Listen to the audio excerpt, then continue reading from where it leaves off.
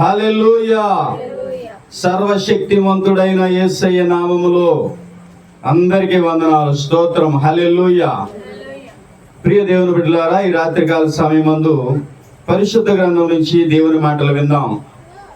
గలతీలకు రాసిన పత్రిక 6వ అధ్యాయము 4వ వచనం దగ్గర నుంచి చదువుకుందాం. ప్రతి వాడును తాను చేయు పనిని పరీక్షించి చూచుకొనవలెను. అప్పుడు ఇతరును బట్టి కాక తనను బట్టియే అతనికి అతిశయము కలుగును. ప్రతి వాడును తన బరువు తానే భరించుకొనవలెను కదా. వాక్యోపదేశము పొందువాడు ఉపదేశించువానికి మంచి పదార్థములన్నిటిలో భాగమియ్యవలెను. మోసపోకుడి, దేవుడు వెక్కిరింపబడడు. మనుష్యుడు ఏమి విత్తునో ఆ పంటనే కోయును. ఎలాగనగా తన శరీరేచ్ఛలను బట్టి విత్తువాడు తన శరీరము నుండి క్షయమను పంటను కోయును. ఆత్మను బట్టి విత్తువాడు ఆత్మ నుండి నిత్య జీవమను పంటను కోయును. మనము మేలు చేయుట యందు విసుకకయుందము. మనము అలయక మేలు చేసితిమేని తగిన కాలమందు పంట కోతుము. హల్లెలూయా. మేలు చేయటానికి మనము విసుకోకూడదు. ఓ మనుష్యుడా, నీవు ఏమి విత్తుతావో ఆ పంటనే కోయుదువు. నీవు గోధుమలను విత్తినట్లయితే గోధుమ పంటనే కోస్తావు. నీవు వరిని విత్తినట్లయితే వరినే కోస్తావు. నీవు ఏదైనా సరే ఒక గింజ, తెలిసిన గింజను విత్తినప్పుడు ఆ తెలిసినటువంటి మొక్కే వృక్షమే బయటికి వచ్చుద్ది. నువ్వు ముళ్ళ విత్తనాలు విత్తావా, ముళ్ళ కంపే వచ్చుద్ది. లేదు, నువ్వు గోధుమ విత్తనాలు విత్తావా, గోధుమ పంటే నీ చేతికి వచ్చుద్ది. నీ హృదయంలో నీవు దేనిని విత్తుతున్నావు? దుష్టుని కార్యాలు నీ హృదయంలో విత్తినట్టయితే నీలో నుంచి దుష్ట క్రియలే బయటకు వస్తాయి. లేదా దేవుని మాటలు, దేవుని వాక్యాలు అనేక మంది దైవ సేవకుల ద్వారా మీకు ప్రకటిస్తా ఉన్నాడు. ఆ మంచి మాటల్ని మీరు హృదయంలో విత్తుకున్నట్లయితే నీ హృదయంలో నుంచి మంచి అనే పంట, ఫలము చేతికొచ్చుద్ది. అయితే ఇక్కడ ఏమని చెప్తుంది వాక్యం అంటే, వాక్యోపదేశము పొందువాడు ఉపదేశించువానికి మంచి పదార్థములన్నిటిలో భాగం ఇయ్యవలెను. దేవుడు మిమ్మలను ఎక్కడ నాటాడో, ఏ సంఘములో మిమ్మలను దేవుడు మరి ఆ సంఘ బిడ్డలుగా మిమ్మలను నియమించాడో, మీరు అక్కడ వాక్యాన్ని వినటానికి అర్హులు. కాబట్టి మీరు ఏం చేయాలంటే, మీకు వచ్చేటటువంటి మంచి పదార్థములన్నిటిలో భాగము ఇయ్యవలెను. ఎందుకు ఈ భాగం ఇయ్యాలంటే, ఇశ్రాయేలుని ఒకసారి జ్ఞాపకం చేసుకుంటే, ఇశ్రాయేలు గోత్రాలన్నిటినీ ఐగుప్తులో నుంచి రప్పించిన తర్వాత యెహోషువ నాయకత్వంలో ఆ 12 గోత్రాలను తీసుకొని వచ్చి కనాను దేశాన్ని వారు స్వతంత్రించుకున్న తర్వాత దేవుడు ఏం చెప్పాడంటే, 11 గోత్రాలకే పంచిపెట్టాలి భూభాగం అన్నారు. ఏమని చెప్పాడు దేవుడు? 11 గోత్రాలకే భూభాగాన్ని పంచిపెట్టాలి. బావులైనా, తోటలైనా, కట్టబడినటువంటి ఏదైనా సరే 11 గోత్రాలకే ఇవ్వాలన్నాడు. మరి ఒక గోత్రాన్ని పక్కన పెట్టాడు. ఏ గోత్రం అంటే లేవియ గోత్రము. ఏమన్నాడు? లేవియ గోత్రానికి ఎటువంటి వాటా కూడా లేదు, భూమిలో కానీ, పొలాల్లో కానీ, స్థలాల్లో కానీ. వారికి మాత్రం దేవుణ్ణి ఆరాధించేటటువంటి ప్రదేశంలో చుట్టుపక్కల వారికి గృహాలుగా వారికి వసతులు కల్పించారు.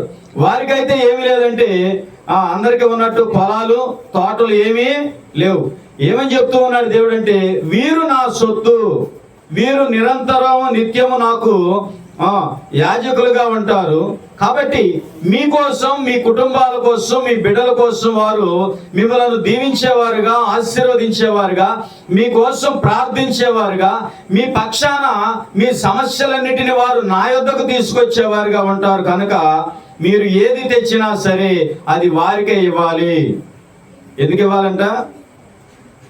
మీకున్నటువంటి మంచి పదార్థాల్లో ఏదైనా సరే మీరు వారికి ఇవ్వాలి. ఎందుకని ఇవ్వాలి? మీ పక్షాన, మీకోసం, మీ కుటుంబాల కోసం, మీ బిడ్డల కోసం, మీ బాగుల కోసం, మీ అనారోగ్యాల కోసం, మీ ఇబ్బందుల కోసం, అన్నిటి కోసం వారు ప్రార్థన చేయడానికి దేవుడైనటువంటి ప్రభు అయినటువంటి యేసుక్రీస్తు ద్వారా నియమించబడ్డారు కనుక మీరు మంచి పదార్థములు వారికి ఇవ్వాలి. ఎందుకంటే నేను పిలిచాను, మీ వలె వారు లోకాన్ని ఆశించక, మీ వలె వారు లోకములో ఉన్న వాటి మీద మనస్సు పెట్టుకొనక నా పిలుపును విని నేను చెప్పిన పరిచర్య చేయడానికి వచ్చారు కనుక, మీరు వారి ద్వారా నా మాటలు వింటున్నారు కనుక మీరు శ్రేష్టమైన వాటిని వారికి ఇవ్వాలి. ఇది రూల్, దేవుని రూల్. అయితే ఇంకేమన్నాడంటే, నువ్వు ఇస్తావో ఇవ్వవో తర్వాత సంగతి నీది. దేవుడు చెప్పాల్సింది చెప్పాడు. దేవుడు చెప్పిన మాటలు అందరూ వింటున్నారా? దేవుడు చెప్పిన మాటలు అందరూ వింటే ఈ లోకం ఎప్పుడో కళగా కాంతిగా ఉండేది. వినరు, అయినా దేవుడు చెప్తాడు. వినరు, అయినా దేవుడు చెప్తాడు. ఎందుకో తెలుసా? ఒకానొక రోజు వచ్చుద్ది, ఆ రోజున అందరికీ దేవుడు లెక్క తెలుస్తాడు. ఆ లెక్కలో అది నువ్వెవరో ఏంటో, మాట వినే మనిషివో వినని మనిషివో అప్పుడు దొరుకుతావు. ఇప్పుడు ఏం దొరకవు. ఇప్పుడు అందరూ కూడా, నేనైనా సరే మంచి దేవదూతలాగా కనపడతాను మీకు. మీరు కూడా ఎలా ఉంటారు? మంచిగా ఉంటారు. కానీ సమయం ఉంది, తీర్పు ఉంది, సింహాసనం దగ్గరికి వెళ్ళాలి. అక్కడ అందరి భక్తి, అందరి దగ్గర ఉన్న క్వాలిటీ, నాణ్యత బయటపడుద్ది అన్నమాట. కాబట్టి ప్రియులారా, మోసపోకుడి, దేవుడు వెక్కిరించబడడు. నీవు ఏది విత్తుతావో ఆ పంటనే కోస్తావు. ఏంటంట? దేవుడు చెప్పినట్లు చేస్తే ఆ పంటే కోస్తావు. దేవుడు చెప్పినట్లు నువ్వు చేయట్లేదు అనుకో, కొయ్యడానికి నీకేం చేతికి రాదు. కొయ్యడానికి నీకు చేతికేమీ రాదు. కాబట్టి ఇక్కడ మనం చూసినప్పుడు ఆయన చెప్తున్నాడు, శరీరమును బట్టి క్షయమను పంటను కోయును, ఆత్మను బట్టి విత్తువాడు ఆత్మ నుండి నిత్య జీవమున పంటను కోయును. శరీరాశలను బట్టి విత్తేవాళ్ళు ఉంటారు, ఆత్మను బట్టి విత్తేవాళ్ళు ఉంటారు. శరీరాశలను బట్టి విత్తేవాళ్ళు క్షయమైపోయే పంటను కోసుకుంటారంట. పాడైపోయే పంటని, కుళ్ళిపోయే పంటని, పురుగులు కొట్టేస్తే పాడైపోయేటటువంటి మరి ఆ పంటను వాళ్ళు కోసుకుంటారంట. మోసపోవద్దు మీరు. దేవుడు చెప్పిన మాట, దేవుడు మాట తప్పకుండా చేస్తాడు. ఆయన మనుష్య మాత్రుడు కాదు, నరమాత్రుడు కాదు, అబద్ధమాడుటకు ఆయన నరుడు కాదు. ఆయన దేవుడు. మాట ఇచ్చి ఆయన నెరవేర్చక ఉండునా? ఆయన మాట అంటే మాటే. ఆకాశమైన నక్షత్రాలైనా అంతా గతించిపోదు, కానీ దేవుని మాట పొల్లైనా సున్నా అయినా తప్పిపోదు. దేవుని మాట ఏది తప్పిపోదు. కాబట్టి యోబు గ్రంథంలో ఒక మాట ఉంది, 4వ అధ్యాయము 8-9 వచనాలు చదువుకుందాం. నేను చూచినంత వరకు అక్రమమును దున్ని కీడును విత్తువారు దానినే కోయుదురు. దేవుడు ఓదగా వారు నశించుదురు. ఆయన కోపాగ్ని శ్వాసము వలన వారు లేకపోవుదురు. చూసారా? ఇక్కడ ఒక ఆయన కనపడుతున్నారు. ఎవరు? తేమానీయుడైన ఎలీఫజు గారు ఇలా చెప్తున్నారు, నేను చూచినంత వరకు, నా కన్ను సంచరించి తిరిగినటువంటి గ్రామాలను బట్టి, ప్రదేశాలను బట్టి జనం ఎలా ఉన్నారంటే, అక్రమమును దున్ని కీడును విత్తువారు దానినే కోయిచున్నారు. ఏంటంట? అక్రమము అనే దాన్ని దున్నుతున్నారంట, దున్ని కీడు విత్తనాలు వేసుకుంటున్నారంట. కీడు విత్తనాలు వేసుకుంటే నువ్వేం పంట కోసుకుంటావు? కీడు పంటే కోసుకుంటావు. అర్థమవుతుందా? గోధుమ గింజలు వేసామనుకో గోధుమ పంటే వచ్చుద్ది. వరి ధాన్యం వేసామనుకో ధాన్యం పంటే చేతికొచ్చుద్ది. లేదు పల్లేరు విత్తనాలు వేసామనుకో ఏమొస్తాయి? అయ్యే వస్తాయి.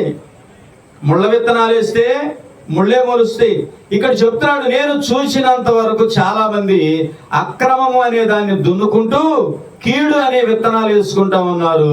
వారు దానిని ఖచ్చితంగా కొయ్యటం నేను చూశాను అని చెప్తున్నాడు. చూడండి, 1 సమూయేలు గ్రంథము 25వ అధ్యాయము 38-39 వచనాలు చదివితే కొన్ని మాటలు కనపడతా ఉన్నాయి. 10 దినములైన తరువాత యెహోవా నాబాలును మొత్తగా అతడు చనిపోయెను. నాబాలు చనిపోయినని దావీదు విని యెహోవా నాబాలు చేసిన కీడును అతని తల మీదకి రప్పించెను గనక. ఏంటంట? నాబాలు ఏం చేశాడు? ఏం చేశాడు? కీడు, అక్రమమును దున్ని కీడును విత్తాడు. ఇప్పుడు కీడు ఎక్కడికి వచ్చింది? నాబాలు నెత్తి మీదకే వచ్చింది. ఎక్కడికి వచ్చింది? ఎవరు ఏ కీడు విత్తుతారో ఆ విత్తినటువంటి వారి కీడు వారి దగ్గరికే వచ్చుద్ది. ఒకవేళ నీవు మంచినే విత్తావనుకో, నీతినే విత్తావనుకో, ఆ నీతి నీ దగ్గరికే వచ్చుద్ది. ఆ నీతి నీ తల మీద కిరీటంగా ఉంటుంది. కాబట్టి ప్రియులారా చూడండి, నేను చూచినంత వరకు అక్రమమును దున్ని కీడును విత్తువారు కలరు, దానినే వాళ్ళు వాస్తా ఉన్నారు అన్నాడు. ఇక్కడ నాబాలు కూడా ఎలా ఉన్నాడంటే అనవసరమైన మాటలన్నీ మాట్లాడి దావీదు పంపించినటువంటి సేవకుల మీద, దాసుల మీద చాలా ఎత్తున పేలాలు పేలిపోయాడు. చివరికి ఏం జరిగింది? ఒక సంగతి విన్నాడు. భార్య తెల్లారిన తర్వాత మనోడు మంచి తాగుబోతు, మామూలు తాగుబోతు కాదు, అంతా మొత్తం నుంచి బయటపడిన తర్వాత, అయ్యా నిన్నటి రాత్రి ఇలా జరిగింది, నేను వెళ్ళి కాళ్ళు పట్టుకొని బొళ్ళని ఆహారాలు తీసుకెళ్తే కానీ ఆయన వెనక్కి తిరిగి వెళ్ళాడు, లేకపోతే మన ఇంటిలో ఎవరు మిగిలే వాళ్ళము కాదయ్యా అని చెప్పింది అబిగయీలు. దెబ్బకి మనోడు గుండె ఏమైందంట? బిగుసుకుపోయాడంట. ఎలా బిగుసుకుపోయాడు? ఒక విగ్రహంలాగా బిగుసుకుపోయాడు. 10 రోజుల పాటు అలాగే ఉన్నాడంట. 10 రోజుల తర్వాత ఏం జరిగిందంటే అతడు చనిపోయాను. ఇప్పుడు దావీదు అన్నాడు, అతడు చేసినటువంటి కీడుని యెహోవా అతని మీదకే రప్పించెను. మనం కీడు పనులు చేసామనుకోండి మన మీదకే వస్తాయి. మనం దుర్మార్గ పనులు చేసామనుకోండి మన మీదకే వస్తాయి. మనము గుండాగోయి పనులు చేసామనుకోండి మన మీదకే వస్తాయి. అందుకని మోసపోకుడి, దేవుడు వెక్కిరించబడడు. నీవు నీతిని, మంచిని, వాక్యాన్ని, దేవుని మాటలు వెతుకుంటే నీకు అవే ఫలంగా వస్తాయి. లేదు దుష్టుడి మాటలు, దుర్మార్గపు మాటలు, ఇంకా ఈ లోక సంబంధమైన మాటలు నీ హృదయంలో వెతుకున్నావు అనుకో, నీకు ఆ పంటే చేతికొచ్చు. ఏమొచ్చుద్ది?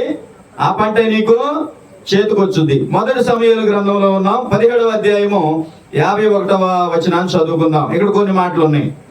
వాడు బోర్లా పడగా దావీదు పరిగెత్తిపోయి ఫిలిష్తీయుల మీద నిలుచుండి వాని కత్తి వరదూసి దానితో వాని చంపి వాని తల తెగవేసెను. ఫిలిష్తీయులు తమ శూరుడు చచ్చుట చూసి పారిపోయిరి. చూసారా? పెద్ద కత్తి పట్టుకున్నాడు. పెద్ద కత్తి పట్టుకొని దావీదుని తనకున్నటువంటి దేవుళ్ళ పేరిట, దేవతల పేరిట శపిస్తా ఉన్నాడు. ఏమని శపిస్తా ఉన్నాడు? ఇదిగో నేను నిన్ను ఏమన్నాడు? నా దగ్గరకు రమ్ము, నీ మాంసమును ఆకాశ పక్షులకు భూమృగములకు ఇచ్చివేతునని ఆ ఫిలిష్తీయుడు దావీదుతో అనగా శపిస్తా ఉన్నాడు. నా దగ్గర మెత్తని కత్తి ఉంది, పొదునైన కత్తి ఉంది, దాన్ని బాగా నూరుకొని వరలో పెట్టుకొని తిరుగుతున్నాను,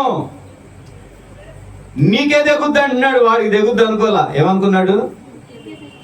తెగవేసేదను ఆకాశ పక్షులకు, దావీదా నిన్ను ఆహారముగా వేసేదను, దావీదా భూమిలో ఉన్నటువంటి మృగములకు, ఈ అరణ్యంలో ఉన్నటువంటి జంతువులకు ఆహారముగా నిన్ను వేస్తాను, మొక్కలు మొక్కలుగా నరుకుతాను అన్నాడు. ఏం జరిగింది? 5 రాళ్ళు ఏరుకున్నాడు దావీదు గారు. 5 రాళ్లలో ఒక రాయిని ఒడిశలలో పెట్టి గిర్రం తిప్పి కొడితే ఎక్కడ తగిలిందంట? కాలు తగిలిందా? తిన్నగా వెళ్ళి ఫిలిష్తీయుని యొక్క నుదుటన చొచ్చుకుపోయాను. అంటే ఏంటి? మెదడులోకి వెళ్ళిపోయింది. ఎక్కడికి వెళ్ళింది? మెదడులోకి వెళ్తమే మనోడికి ఏం జరిగిందో తెలీదు. ఒక్క బార్లో పడి డొల్లుకుంటూ వచ్చేసాడు ఏలాలోయలోకి. ఎక్కడికి వచ్చాడు? దావీదు ఫిలిష్తీయుడి కంటే బలాఢ్యుడై పరిగెత్తి వెళ్ళి ఏం చేశాడంట? చూడండి ఇక్కడ రాయబడింది. వాడు బోర్లా పడగా దావీదు పరిగెత్తిపోయి ఫిలిష్తీయుల మీద నిలుచుండి. హల్లెలూయా! దేవుని పిల్లలు ఎప్పుడు కూడాను అపవాదిని దేవుని పిల్లల కాళ్ళ కింద చితక దొక్కించాలని దేవుడు చూస్తా ఉన్నాడు. కానీ దేవుని పిల్లలు దేవుని మాటలు వినుకోకుండా అపవాదితో తొక్కించుకొని అయ్యా నాయనా ప్రభువా అని కేకలు పెడతా ఉంటారు. దేవుడేమో సాతానుని శీఘ్రముగా మీ పాదముల కింద చితక త్రొక్కించును అని వాక్యం ఉంది. కానీ వీళ్ళేం చేస్తారు? ఆ పరిశుద్ధుడైనటువంటి దేవుని మాటలు వినకుండా సాతాను గాడితో తొక్కించుకుంటూ ఉంటారు. ఇప్పుడు దావీదు ఎలా ఉన్నాడు? బాలుడుగా ఉన్నాడు. మా ఉంటే ఒక 23, 24, 25 సంవత్సరాలు ఉంటాయి. ఫిలిష్తీయుడు ఎక్కడ పడిపోయాడు? 6 మూరల జానుడు. దాదాపు 40 రోజులు సౌలు గారు కూడా కుర్చీ వేసుకొని కూర్చున్నాడు. వాడు రోజు వస్తున్నాడు, పొద్దున్నే వస్తున్నాడు, 4 మాటలు వదులుతున్నాడు, వెళ్తున్నాడు. సాయంత్రం వస్తున్నాడు, 4 మాటలు వదులుతున్నాడు, వెళ్తున్నాడు. ఎల్లండ్రా, ఎవడన్నా ఎల్లండ్రా, యుద్ధం చేయండిరా, నా పెద్ద కూతురుని ఇస్తాను, నా చిన్న కూతురుని ఇస్తాను అని బంపర్ ఆఫర్లు పెడుతున్నాడు. పండుగ వచ్చినప్పుడు పెడతారు చూసారా? బంపర్ ఆఫర్లు పెడతంటే వీడిది ఏం పోయింది, వీడు బాగానే చెప్తాడు. ఎవడు వెళ్తే ఆడు ఏమైపోతాడు? వాడు మామూలుడు కాదు, వాడి దగ్గర దెయ్యాలు ఉంటాయి. ఏమంటే వాడు మంత్రగాడు. ఎవడు వాడు? వాడు మంత్రగాడు.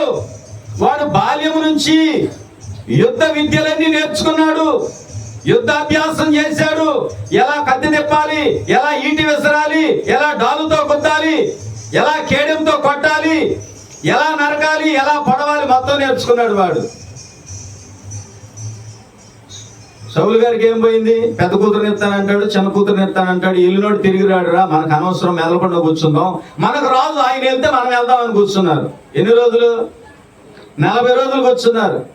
వీళ్ళ వల్ల అవదని గొర్రెల దగ్గర ఉన్నటువంటి దావీదు గారిని దేవుడే అక్కడికి తీసుకొచ్చాడు. హల్లెలూయా. కాబట్టి ప్రియులారా, దేవుని మాటలు శ్రేష్టమైన మాటలు, దేవుని మాటలు రక్షించే మాటలు, దేవుని మాటలు చాలా విలువైన మాటలు. దేవుని మాటలు ఈ లోకములో ఉన్న వాటన్నిటికంటే గొప్ప మాటలు. హల్లెలూయా. ఎలాంటి మాటలు? ఈ లోకములో ఉన్న వాటికంటే గొప్ప మాటలు. దావీదు వచ్చాడు, సౌలు అన్నాడు, అయ్యా నువ్వు చిన్నవాడివి, వాడు చూస్తేనే 6 మూరల జానుడు ఉన్నాడు, వాడి కొలతలన్నీ వేసుకొని సైన్యం అంతా అట్టాగే ఉందయ్యా అన్నాడు. ఏమన్నాడు? వాడి కొలతలన్నీ తెలుసుకొని సైన్యం అంతా అలాగే ఉంది అంటే అప్పుడు అంటున్నాడు, సింహమును చీల్చినప్పుడు యెహోవా నాకు తోడుగా ఉన్నాడు, ఎలుగుబంటిని చీల్చినప్పుడు యెహోవా నాకు తోడుగా ఉన్నాడు. ఆ యెహోవా ముందు, యెహోవా ప్రజల ముందు, యెహోవా సైన్యం ముందు, యెహోవా దాసుల ముందు సున్నతి లేని ఈ ఫిలిష్తీయుడు ఎంత, నేను పోయేదను, వాడితో నేను పోట్లాడేదను అన్నాడు. హల్లెలూయా. ఏం జరిగింది? వెళ్ళాడు. నేను నా గురించి నేను యుద్ధానికి రావటంలా, నేను ఎవరిని బట్టి యుద్ధానికి వస్తూ ఉన్నానంటే యెహోవా నామమును బట్టి నేను నీ మీదకి యుద్ధానికి వస్తానన్నాడు దావీదు. హల్లెలూయా.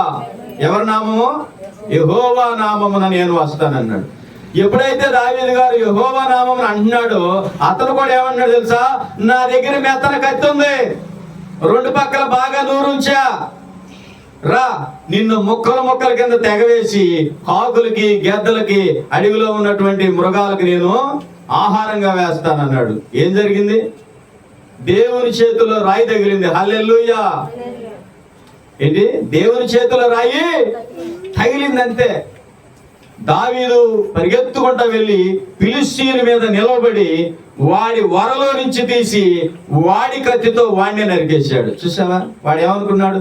నా కత్తితో నేను దావీదు నరికేస్తాను అనుకున్నాడు. ఏమనుకున్నాడు? నా కత్తితో నేను దావీదు నరుకుతాను అనుకున్నాడు. కానీ ఏం జరిగింది? వాడు నూరుకున్న కత్తి ఎవరు నరకటానికి ఇష్టపడింది? వాడిని నరకటానికే. అందుకే ఎవరు కీడు విత్తుతారో ఆ కీడు వారి మీదకే వచ్చుద్ది. ఎవరు అక్రమాన్ని విత్తుతారో అక్రమం వారి మీదకే వచ్చుద్ది. ఎవరు మోసాన్ని విత్తుతారో ఆ మోసం వారి మీదకే వచ్చుద్ది. ఎవరు పాపాన్ని విత్తుతారో పాపం వారి మీదకే వచ్చుద్ది. ఎవరు శాపాన్ని విత్తుతారో శాపం వారి మీదకే వచ్చుద్ది. అర్థమవుతుందా? అందుకే దేవుడు వెక్కిరింపబడడు. దేవుని సన్నిధిలో నువ్వు మంచే విత్తుతున్నావు అనుకో, నీకు ఖచ్చితంగా మంచే తిరిగి వచ్చుద్ది. నువ్వు దేవుడు చెప్పినట్టు విత్తకుండా దుష్టుడికి సంబంధించి విత్తావనుకో, దుష్టుడి యొక్క దుష్ట గుణాలన్నీ కూడా వచ్చేస్తాయి. కాబట్టి ప్రియులారా, ఇప్పుడు ఫిలిష్తీయుని కంటే దావీదు బలముగా ఉండిపోయాడు. ఎలా ఉన్నాడంట? ఎక్కడి నుంచి వచ్చింది? యెహోవా ఆత్మ ఎవరి మీదకి వచ్చింది? దావీదు మీదకు వచ్చింది. హల్లెలూయా. దేవుని ఆత్మ మన మీదకి వస్తే మనము చాలా బలంగా ఉంటాం. ఎలా ఉంటాం? చాలా బలంగా ఉంటాం. దేవుని ఆత్మను ధరించుకొని తిరిగేవారు వారు చాలా బలవంతులు. మన ఆత్మ వేసుకొని తిరిగామనుకోండి బలమే ఉండదు. దేవుని ఆత్మను ధరించుకోవాలి, లేదా దేవుని వాక్యాన్ని ధరించుకోవాలి. వారు ఎలా ఉంటారంటే సింహముల వలె ధైర్యముగా ఉందురు. ఎలా ఉంటారంట? నీతిమంతులు ఎలా ఉంటారు? సింహముల వలె ధైర్యముగా ఉందురు. హల్లెలూయా. మరొక వచనాన్ని చదువుకుందాం. మొదటి సమూయేలు గ్రంథము 19వ అధ్యాయము 10వ వచనాన్ని చదువుకుందాం. యెహోవా యొద్ద నుండి దురాత్మ సౌలు మీదకు వచ్చెను. సౌలు ఈటె చేత పట్టుకుని ఇంట కూర్చుండి ఉండెను. దావీదు సితారా వాయించుచుండగా సౌలు ఒకే దెబ్బతో దావీదును గోడకు పొడుచుదునన్న తాత్పర్యము కలిగి ఈటి విసిరెను. దావీదు అతని యొద్ద నుండి ఎదుట నుండి తప్పించుకొనినందున ఈటె గోడకు నాటగా దావీదు ఆ రాత్రి యందు తప్పించుకొని పారిపోయెను. చూసారా? దావీదుని దేవుడే అభిషేకించాడు, సౌలుని దేవుడే అభిషేకించాడు, దావీదుని సమూయేలే అభిషేకించాడు, సౌలుని సమూయేలే అభిషేకించాడు. అయితే దావీదు నిలిచి ఉన్నాడు అభిషేకములో, సౌలు అభిషేకములో నిలిచిలేడు. ఇప్పుడు సౌలు మీద నుంచి దేవుని ఆత్మ వెళ్ళిపోయింది. ఇప్పుడు సౌలు మీదకి ఏమొచ్చింది? అది దేవుని ఆత్మ నీ దగ్గర లేకపోతే నీ మీదకి వచ్చేదే దురాత్మ. ఆ దురాత్మ ఎట్లుంటుందో, ఎట్లాంటి పనులు చేపించుద్దో మనకు తెలుసు. తెలీదా? దురాత్మ పనులు ఎట్లాంటివో తెలీదా మనకి? అందరికీ తెలుసు. దేవుని ఆత్మ మన మీద ఉంటే దురాత్మ పనులు మన దగ్గర జరగవు. ఇప్పుడు సౌలు మీద నుంచి దేవుని ఆత్మ వెళ్ళిపోయిన తర్వాత సౌలు మీదకి ఏమొచ్చిందంటే, అయ్యా ఆయన ఎట్టగా నువ్వు వదిలేసావు కనుక నేను వెళ్ళుంటానయ్యా. ఏంటి? ఆ దురాత్మైన తన ఇష్టానుసారంగా వచ్చి మన మీద ఉండడానికి దేవుడు ఒప్పుకోడు. దేవుణ్ణే వద్దనుకుంటున్నాడు, దేవుణ్ణే ధిక్కరించి బ్రతుకుతున్నాడు కనుక సరే పోరా ఇల్లు అంటాడు. ఏమంటాడు? కాబట్టి ఏం జరిగింది? ఇప్పుడు ఇక దురాత్మ వచ్చినప్పుడల్లా ఏం జరుగుతా ఉందంటే, దావీదు వచ్చి ఏం చేస్తున్నాడు? సితారా తీసుకొని సితారాతో వాయించినప్పుడు ఆ దురాత్మ ఏం చేస్తుందంటే, ఆ సితారా వాయించినప్పుడు ఆ సితారాలో నుంచి వచ్చేటటువంటి యెహోవా దేవుని నామాన్ని గణపరిచే స్వరాన్ని విని అదేం చేస్తుంది? సౌలుని విరిచి పారిపోతా ఉంది, సౌలును వదిలిపెట్టి పారిపోతా ఉంది. అందుకని దావీదుని ఏం చేశాడంటే, ఈ దురాత్మ ఎప్పుడు వచ్చి పడుతుందో తెలియట్లేదు. కాబట్టి దావీదుని ఏం చేశాడంటే, దురాత్మ పట్టినప్పుడల్లా సితారా వాయించడానికి దావీదును దగ్గరే పెట్టుకున్నాడు. ఇప్పుడు రెండవది, ఈ దురాత్మ నా మీదకు వస్తుంది, దావీదు సితారా వాయించుతున్నాడనే ఒక లూప్ లైన్ సౌలుకు దొరికింది కనుక ఏం చేస్తున్నాడు? ఈ దురాత్మను అడ్డం పెట్టుకొని ఈటె విసిరాడంట. ఏం చేశాడు? ఎందుకు? ఈటె విసిరితే సౌలు విసిరినటువంటి వీటే వెళ్ళి దావీదును గుచ్చుకొని దావీదుని తీసుకెళ్లి గోడకు దిగేయాలని. అంటే ఏంటి? దావీదుని గోడకి దిగ్గొట్టాలని ఏం చేస్తున్నాడు? దురాత్మ అనేటటువంటి అవకాశాన్ని అడ్డం పెట్టుకొని ఈటి విసురుతున్నారు. ఇది చూసిన వాళ్ళు ఏమనుకుంటారు? మన రాజుగారికి ఎలాగో దెయ్యం వచ్చి పడుతుంది కదా. ఏమొచ్చి పడుతుంది? సైతాన్ వచ్చి పడుతుంది కదా. ఇప్పుడు దావీదుని చంపింది రాజుగారు కాదు, సైతానే. రాజుగారు అయితే మంచాడు, జనం అందరూ చెప్పుకోవాలని. చూసారా ఎన్ని డ్రామాలు ఈ సౌలు దగ్గర? సౌలు చాలా డ్రామాలు వేసాడు, మామూలు డ్రామాలు కాదు, పెద్ద పెద్ద డ్రామాలు వేసాడు సౌలు గారు. యువతల పక్క పేజీలోకి వస్తే 18వ అధ్యాయంలోకి వస్తే ఇక్కడ కొన్ని మాటలు కనపడుతున్నాయి. ఏమని? సౌలు 1000 కొలదియు దావీదు 10,000 కొలదియు శత్రువులను హతము చేసిరనిరి. ఆ మాటలు సౌలునకు ఇంపుగా నుండనందున అతడు బహు కోపము తెచ్చుకొని, వారు దావీదునకు 10,000 కొలది అనియు నాకు 1000 కొలది అనియు స్తుతులు పాడిరే, రాజ్యము తప్ప మరి ఏమి అతడు తీసుకొనగలడు అనుకొనెను. కాబట్టి నాట నుండి సౌలు దావీదు మీద విషపు చూపు నిలిపెను. ఏంటంట?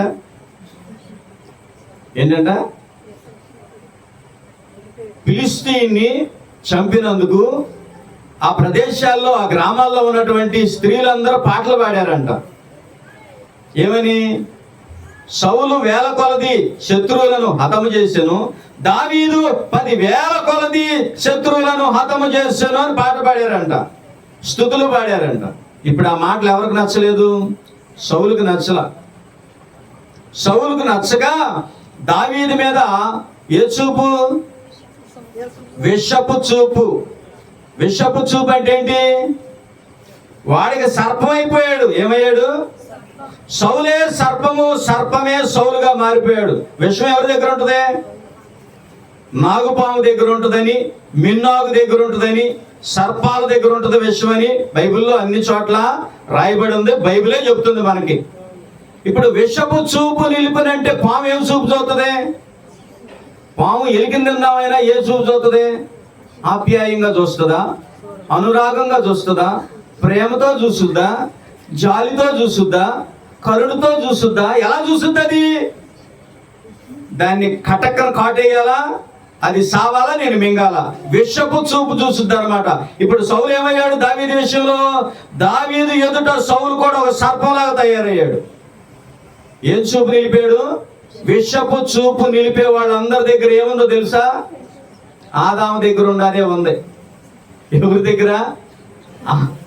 హవ్వ దగ్గర ఉన్నదే. హవ్వ దగ్గర ఎవరు జడ్జ్ చేసింది? ఎవరు? ఆది సర్పము, మహాఘట సర్పము, అపవాది అనియో సాతాను అనియో దానికి బుజ్జి బుజ్జి పేర్లు ఉన్నాయంట. ఏం పేర్లు? ఏం పేర్లు ఉన్నాయి? కొంతమంది అధికారులకి కొన్ని అవార్డులు వచ్చి, లేకపోతే కొన్ని సత్కారాలు వచ్చి, అర్థమవుతుందా? కొన్ని గ్రేడ్లు వస్తాయి అన్నమాట. అట్లాగే ఈ హవ్వ దగ్గర ఉన్నటువంటి సర్పానికి చాలా బిరుదులు ఉన్నాయి. ఏమున్నాయి?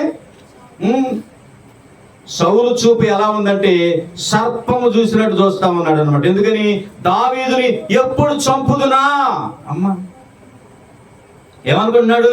నన్ను కూడా దేవుడే కోరుకున్నాడు, నన్ను కూడా దేవుడే అభిషేకించుకున్నాడు, దేవుడు నన్ను ఇశ్రాయేలీయులందరి పైన రాజుగా ఉంచాడు.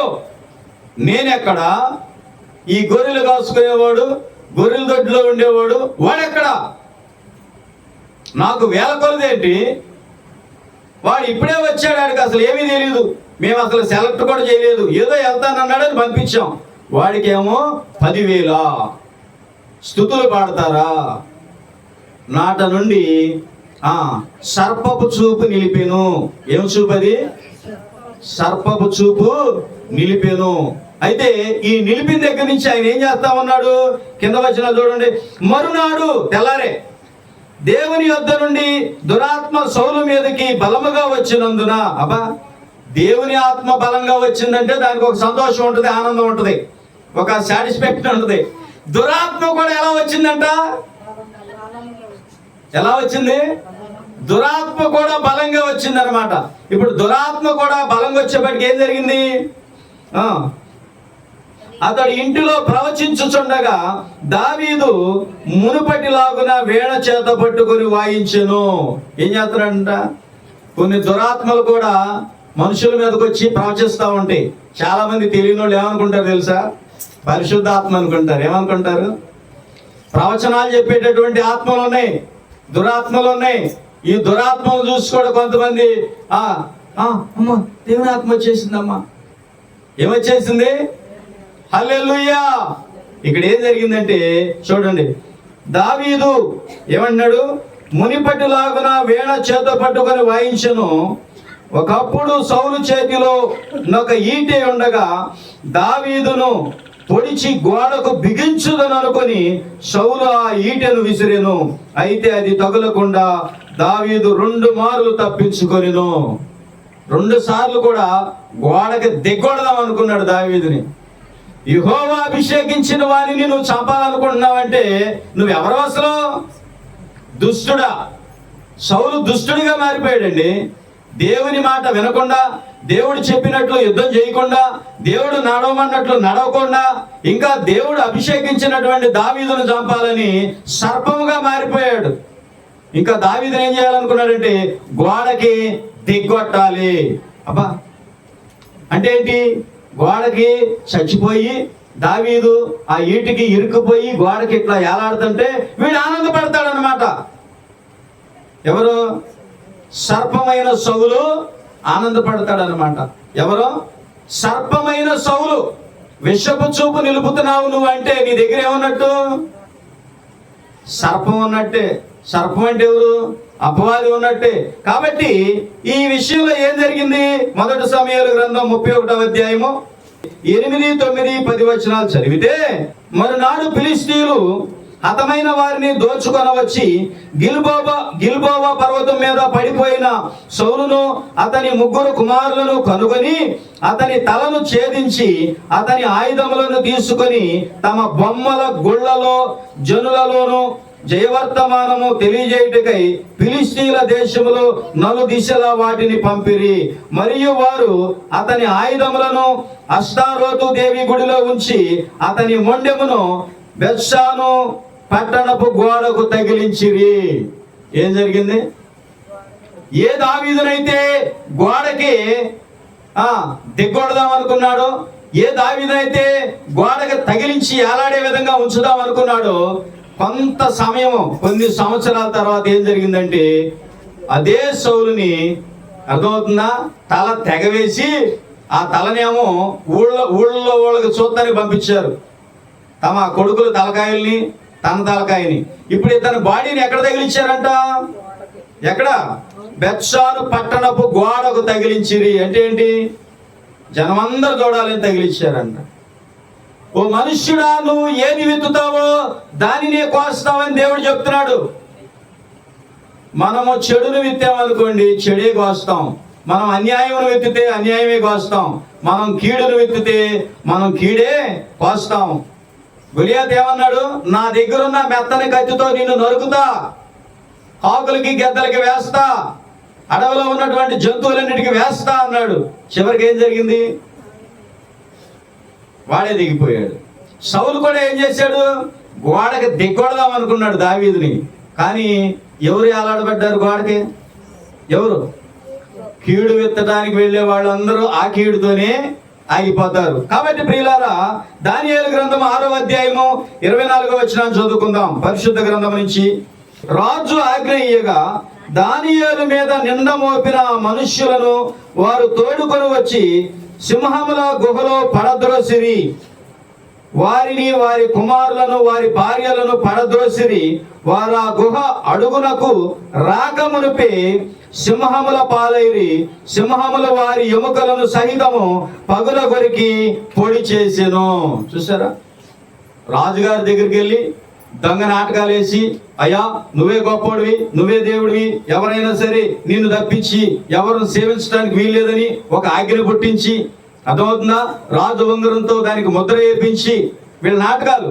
చివరికి ఏం చేశారంటే, దానియేలు ముమ్మారు ప్రార్థన చేస్తున్నాడు యెరూషలేము వైపు తన కిటికీలు తెరిచి అని రాజుగారి దగ్గర తీసుకెళ్లి నింద మోపేశారు.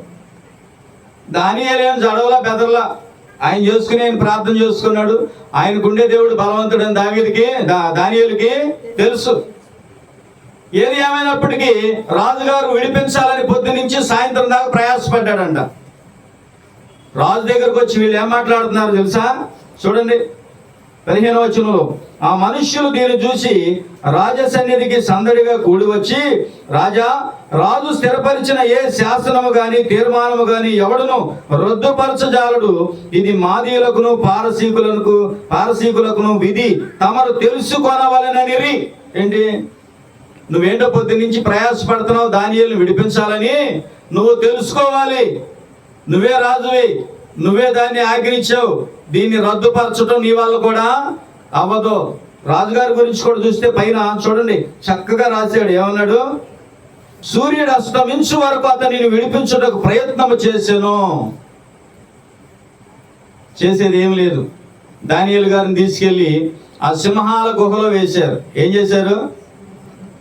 అది రాజుగారు రైతులంతా నిద్ర పట్ల, ఆయనకి మనశ్శాంతి లేదు, నెమ్మది లేదు.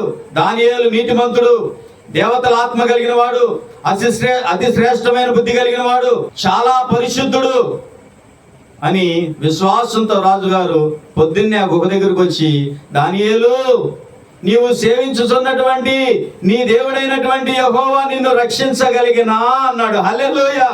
వెంటనే దానియేలు మాట్లాడుతున్నాడు, హల్లెలూయా, నేను సేవించే నా దేవుడు సజీవుడైన దేవుడు, నేను సేవించే నా దేవుడు పరిశుద్ధుడైన దేవుడు, నేను సేవించే నా దేవుడు బలవంతుడు. హల్లెలూయా.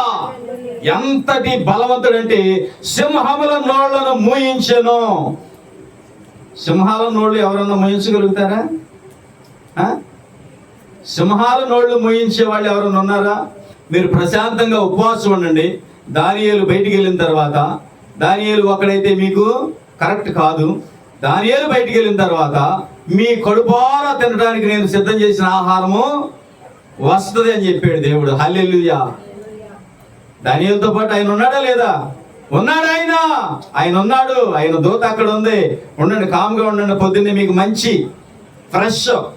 ఫ్రెష్ ఫుడ్ నేను పెడతాను అన్నాడు. హల్లెలూయా. కాబట్టి ప్రియులారా, ఉదయం జరిగింది ఏంటంటే రాజుగారికి కోపము మండి దానియేలు మీద ఎంతమంది అయితే నిందలు మోపారో వారందరినీ తీసుకొచ్చి ఏం చేశారంట? ఎవరిని ఆ మనుష్యులను తోడుకొని వచ్చి ఎందులో వేశారు? గుహలోకి వేశారంట. వాళ్ళు డొల్లుకుంటా ఇంకా గుహ అడుగు భాగానికి వెళ్ళకముందే ఏం జరిగింది?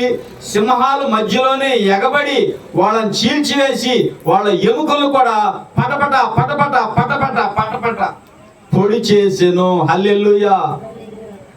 దేవుని సేవకుడైనటువంటి దానియేలు మీద వాళ్ళు పెద్ద కుట్ర చేశారు. కానీ కుట్ర ఎవరి మీద తిరిగి వచ్చింది? దానియేలు మీద ఎవరు కుట్ర చేశారో వాళ్ళ మీదకే ఆ శిక్ష తిరిగి వెళ్ళింది. అందుకే అన్నాడు, నువ్వు ఏది విత్తుతావో దాన్నే కోస్తావు. మంచి అయితే నీ దగ్గరికి తిరిగి వస్తుంది, మంచి కాదు నువ్వు చెడు విత్తినా చెడైనా నీ దగ్గరికి తిరిగి వచ్చుద్ది. కాబట్టి ప్రియులారా, ఎస్తేరు గ్రంథంలోకి వెళ్తే 6వ అధ్యాయము 4వ వచనము, అప్పుడు ఆవరణములో ఎవరో ఉన్నారని రాజు చెప్పెను. అప్పటికి హామాను తాను చేయించిన ఉరి కొయ్య మీద మొర్దెకైని ఉరి తీయింప సెలవమని రాజుతో మనవి చేయుటకై రాజనగరు యొక్క ఆవరణములోనికి వచ్చి ఉండెను. ఈ హామాన్ అనేవాడు యూదులకి పెద్ద శత్రువు అయిపోయాడు. ఇతడు రాజుగారి దగ్గర మంచి స్థితిలో ఉన్నాడు. వాడు కోటలోకి వచ్చినప్పుడల్లా, కోట బయటకు వెళ్ళినప్పుడల్లా ఈ మొర్దెకై అనబడినటువంటి ఒక వ్యక్తి, ఎవరైనా ఎస్తేరుకి అన్న. ఎస్తేరు పేరు హదస్సా. ఎస్తేరుకి తల్లిదండ్రులు చనిపోయారు. ఎస్తేరుకు తల్లిదండ్రులు చనిపోతే పినతండ్రి కుమార్తె అన్నమాట. చిన్నాయన బాబాయి కుమార్తె ఈవిడ. తానే ఏం చేశాడంటే తన కుమార్తెగా స్వీకరించి, తల్లిదండ్రులు లేరు కనుక ఆ బిడ్డని కుమార్తెగా జన్మ తనకు ఉన్నటువంటి వారి బంధువులందరి మధ్యన ఏం చేశాడంటే నా కుమార్తెగా నేను పెంచుతానని తనకు కుమార్తెగా స్వీకరించాడు. అనేక మందిలోంచి తీసుకున్నాడు ఆవిడని. హామాను వచ్చినప్పుడల్లా, బయటికి వెళ్ళినప్పుడల్లా ఈ మొర్దెకై తల వంచి నమస్కారం చేయట్లేదు. ఏం చేయట్లేదు? తల వంచట్లేదు, నమస్కారం చేయట్లేదు. కాబట్టి ఇతనికి గిల్టీగా ఫీల్ అయిపోతున్నాడు. ఏమని? నేను ఇంత హోదాలో ఉన్నాను, నేను గొప్ప అధికారంలో ఉన్నాను, నేను చెప్పిన మాట రాజుగారు శిరస్సా వహిస్తాడు, వీడైతే గుమ్మం దగ్గర ఉన్నవాడు నాకు తల వంచట్లేదు. ఏమంచట్లేదు? తల వంచట్లేదని ఇంటికి వచ్చి చెప్తున్నాడు. ఏమని? అయితే యూదుడైన మొర్దెకై రాజగుమ్మమున కూర్చొని ఉండుటయు నేను చూసినంత కాలము ఆ పదవి అంతటి వలన నాకు ప్రయోజనమేమీ లేదని చెప్పగా అతని భార్య అయిన జెరెషును అతని స్నేహితులందరూ 50 మోర్ల ఎత్తుగల ఉరి కొయ్య చేయించుము. చూసారా వీళ్ళ డైరెక్షన్ ఎట్టుందో? ఎవరిని? వాడు నీకు తల వంచట్లేదు, నీకు నమస్కారం చేయట్లేదు, నీ ముందు వాడు కూర్చోవట్లేదు, చిత్తం ప్రభు అని నీకు దాసోహం అవట్లేదు. కాబట్టి నువ్వేం చేయాలి? ఎవరు చెప్తున్నారు? భార్య చెప్తుంది డైరెక్షన్. భార్యకి ఇంకా స్నేహితులు ఉన్నారు చాలా మంది, ఈయనకు కూడా స్నేహితులు ఉన్నారు. వాళ్ళందరూ ఏం చెప్తున్నారు తెలుసా? నువ్వు మాట అంటే మాటే జరుగుద్ది, కాబట్టి ఒక 50 మోర్ల ఎత్తున్న ఉరి కొయ్యను ఒకదాన్ని తయారు చేయించి మన ఇంటి వాకిట్లో నాటించు అన్నాడు. వాళ్ళు చెప్పారు డైరెక్షన్. దాని మీద మొర్దెకై ఉరి తీయింపబడినట్లు రేపు నీవు రాజుతో మనవి చేయుము, తర్వాత నీవు సంతోషముగా రాజుతో కూడా విందులకు పోవుదువని అతనితో చెప్పిరి. ఈ సంగతి హామానుకు యుక్తముగా కనబడినందున అతడు ఊరికొయ్య ఒకటి సిద్ధము చేయించెను. చూసారా, ఎవరిని చంపడానికి? మొర్దెకైని చంపడానికి హామాను ఊరికొయ్య అంటే ఏంటి, ఒక స్తంభాన్ని తయారు చేసేసాడు. ఇతను చంపేయటము, తర్వాత మళ్ళీ రాజుగారి విందుకి వెళ్ళటం అన్నమాట. మళ్ళీ ప్రోగ్రాంలు సెట్ చేసుకుంటారు దుర్మార్గులు మంచి మంచి ప్రోగ్రాంలు సెట్ చేసుకుంటారు. కానీ వీళ్ళు వెళ్ళి ఎందులో పెడతారు? వాళ్ళు పెట్టినటువంటి ఉచ్చులో వాళ్ళే పడతారు. అయితే ప్రియులారా, ఏం జరిగిందంటే శోషంలో ఆజ్ఞ ప్రకటింపబడిను. హామాను యొక్క 10 మంది కుమారులను ఉరి తీయింపబడిరి. ఏం జరిగింది? ఎవరి కోసం ఉరి తయారు చేశాడు? ఉరికొయ్య తయారు చేశాడు. ఎవరి కోసం? మొర్దెకైని చంపాలని ఉరికొయ్య తయారు చేశాడు. మరి ఈ 10 మంది ఎందుకు దొరికారంటే వీళ్ళందరూ డైరెక్షన్ ఇచ్చారు అన్నమాట. ఏం చేశారు? ఇక్కడికి వస్తే 7వ అధ్యాయంలోకి వస్తే 9వ వచనం దగ్గర నుంచి చదువుకుంటే, రాజు ముందర నుండి షండులలో హర్బోనా అనునొకడు ఏలినవాడ చిత్తగించుము, రాజు మేలు కొరకు మాటలాడిన మొర్దెకైని ఉరి తీయుటకు హామాను చేయించిన 50 మూరల ఎత్తుగల ఉరికొయ్య హామాను ఇంటి వద్ద నాటబడి ఉన్నదనగా రాజు దాని మీద వాని ఉరి తీయుడని ఆజ్ఞయించెను. చూసారా?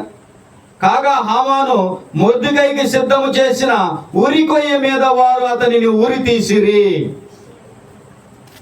ఓ మనుష్యుడా, నువ్వు ఏది విత్తుతావో దాన్నే కోస్తావు. ఎవరినో పడేద్దామని గుంట తీసావనుకో, ఒక రోజుకి వెళ్ళి నువ్వు ఆ గుంటలో ఖచ్చితంగా పడతావు. దావీదుని గోడకి దిగ్గొడదాం అనుకున్నాడు సౌలు రాజు గారు. ఏం జరిగింది? సౌలు రాజు గారిని ఏం చేశారు? తలకాయ లేకుండా గోడకి వేలాడదీశారు.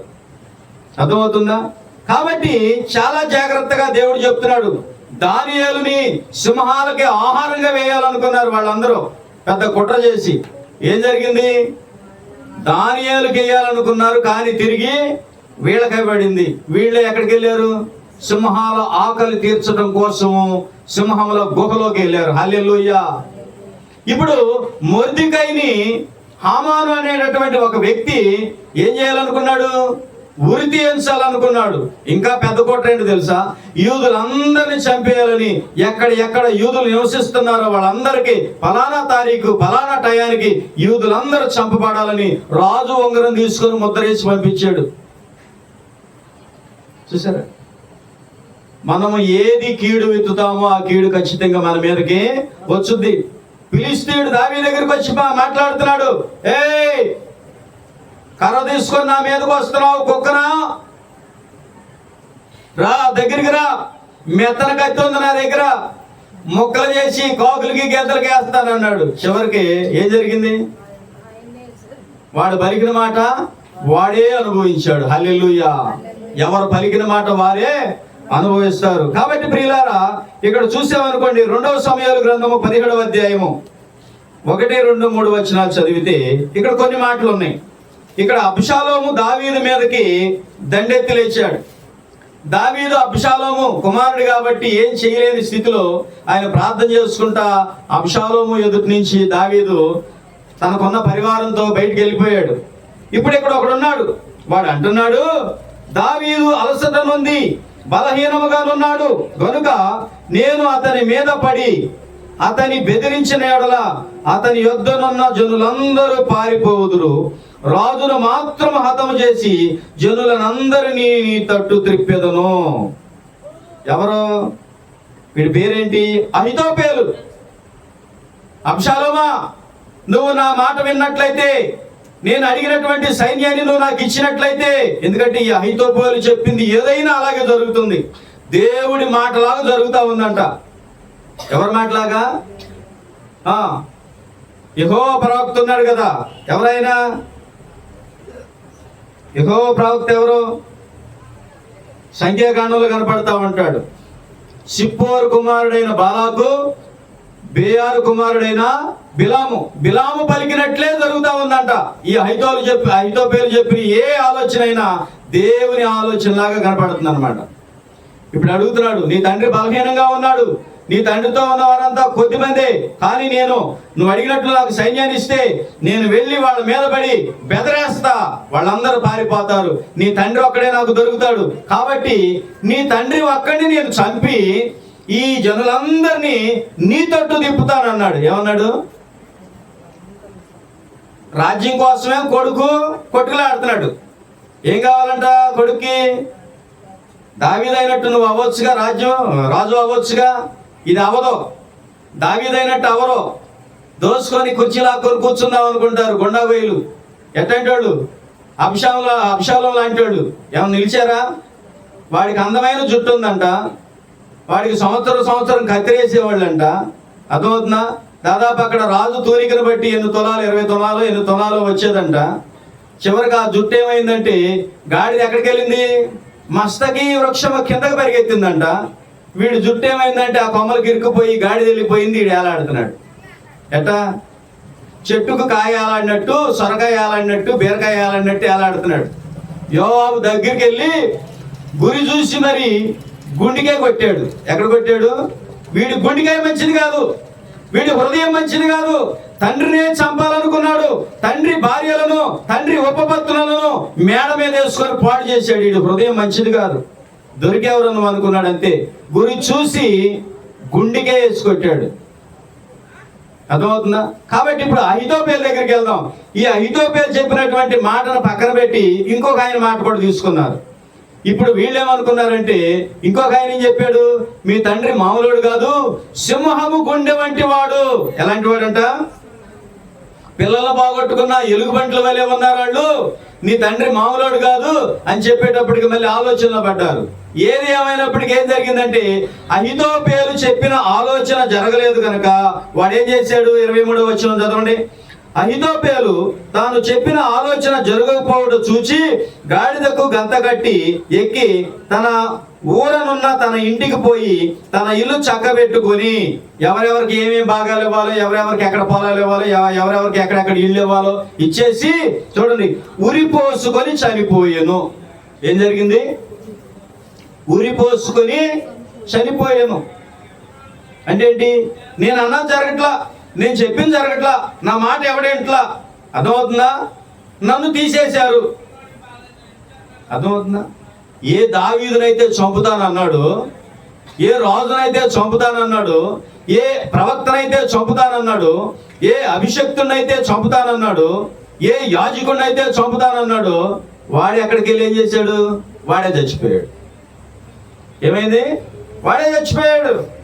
కాబట్టి ప్రియులారా, మనిషి దుర్మార్గాన్ని విత్తితే దుర్మార్గమే పంటగా దొరుకుద్ది, కీడును విత్తితే కీడే పంటగా దొరుకుద్ది. చూడండి 2వ దినవృత్తాంతముల గ్రంథము 26వ అధ్యాయము 16వ వచనం చూసుకుందాం. 26:16 ఇక్కడ కొన్ని మాటలు ఉన్నాయి. అయితే అతడు స్థిరపడిన తర్వాత అతడు మనస్సును గర్వించి చెడిపోయెను.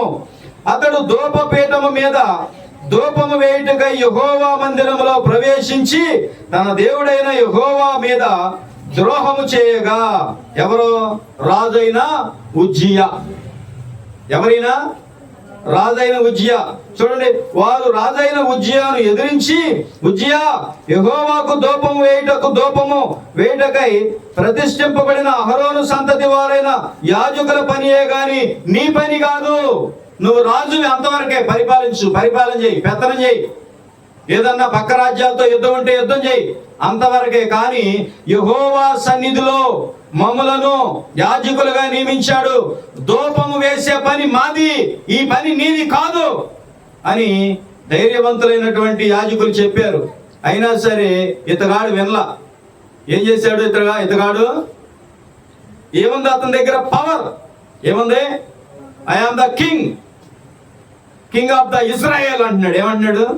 కొంతమందికి వాళ్ళకి కొంత పవర్ వచ్చిందంటే ఆగరు. నేనేంటో తెలుసా? నిజమే, తెలుసు, మెలకుండా ఊరుకుంటమే.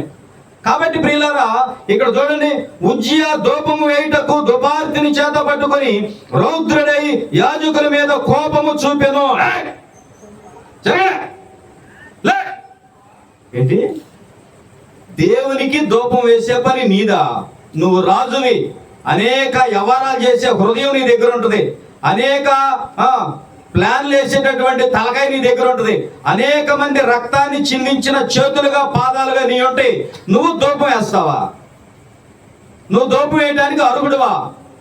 యాజకులు చెప్తున్నారు, అయ్యా ఇదిగో ఇది అహరోను సంతతి, మేమున్నాము, మేము ఆ పని చేయాలి, దావీదు నియమించాడు, దీన్ని మీరకూడదు, ఇది కట్టడా, ఏదన్నా తేడా వచ్చుదంటే దౌర్జన్యంగా నేను రాజుని అహంకారం చూపుతూ రౌద్రము చూపుతూ ఏం చేశాడు? ధూపము వేయటానికి వెళ్ళాడు. ఏం జరిగింది? యెహోవా మందిరంలో ధూపపీఠము పక్కన అతడు నుండగా యాజకులు చూచుచునే ఉన్నప్పుడు అతని నొసట ఏంటంట? కుష్టు రోగము పుట్టెను. చూసారా? వీడి పని కాదు. సేవకులను ధిక్కరించి, యాజకులను ధిక్కరించి, యాజకులు చెప్తున్నా వినకుండా నేను ధూపమేస్తా, నేను ధూపమేస్తా, నేను ధూపమేస్తా. నిన్ను కేకేసి అడిగాడా? ఎయ్యి బాబా, నా బాబా, నువ్వు ధూపం ఎత్తే నాకు మనశ్శాంతిగా ఉంటుంది, నా ఆత్మ శాంతిగా ఉంటుంది అని చెప్పాడా? ఆయన ఎవరిని నియమించుకోవాలో వాళ్ళు నియమించుకుంటారు. ఆయన ఎవరితో సేవ చేయించుకోవాలో ఆయనకు తెలుసు. ఆయన ఎవరిని పిలవాలో ఆయనకు తెలుసు. ఎవరిని అభిషేకించుకోవాలో ఆయనకు తెలుసు. ఎవరిని రాజు చేయాలో, ఎవరిని యాజకుడు చేయాలో దేవునికి తెలుసు. వీడు ఎగేసుకుంటా వెళ్ళి రౌద్రము చూపించి ఏం తెచ్చుకున్నాడు? మిఠాయి తెచ్చుకున్నాడు. ఏం మిఠాయి? కుష్టి మిఠాయి. అది దొరికితే ఊళ్ళో ఉండకూడదు, దూరంగా వెళ్ళి తినాలి. ఎక్కడికి వెళ్ళి? ఇక ఇంటిలో వాళ్ళు ఉంచరు, ఊర్లో వాళ్ళు ఉంచరు. అది ఒక పెద్ద పట్టణం అయితే పట్టణంలో కూడా ఉంచరు. ఈ వీడు ఎక్కడంటే నక్కల మొరిగే దగ్గర ఉంటాడు. రేత్రిపూట అయినా వాడు అక్కడ ఉండాల్సిందే. ఎక్కడ? సాయంత్రం అయినా అనుకోండి, ఆ తోటలో చాలలో ఆ సమాధుల్లో నక్కలన్నీ వచ్చి అరితే అరవా. ఈ ఎక్కడుంటాడు? వీడి పైన అక్కడే.